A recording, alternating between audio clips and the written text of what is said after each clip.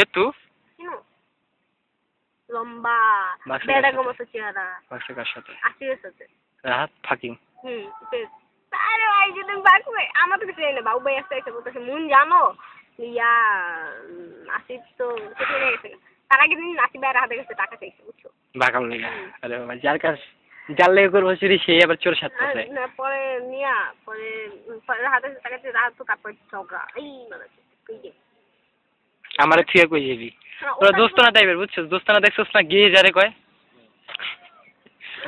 একটা পুটকির লাগে একটা দমিলারে অল টাইম আর এই জিনিসটা খুব খারাপ লাগতো ওদের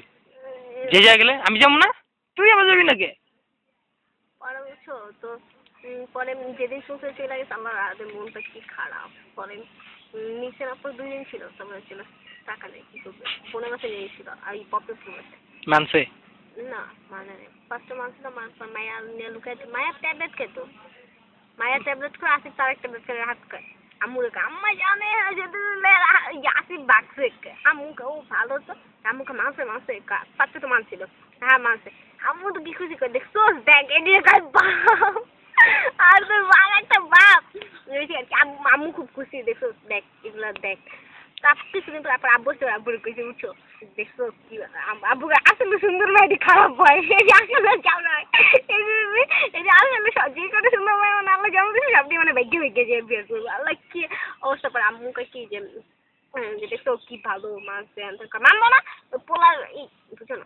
কথা পোলা হিরোইনচি মাইয়া পোলার বাপ তোমার বাপ ওর বাপ তোমার বাবার লাগে বাংলা খায় জানো আমি নিজে চুই দেখছি তোমার বাপ ওর বাপের লাগে হ্যাঁ আমাদের ঘরে এসে দুইজন একসাথে খাইছে ওটা তো তুমি সবই জানো বাংলা খায় না বাংলা খায় বটকা খায় না বটকা খারাপ বডি এরকম না আচ্ছা দাঁড়া বুঝে গেল বাংলা বোতলটা বলি আমি বোতলটা একটু সাদা বোতল এইভাবে যায় এইভাবে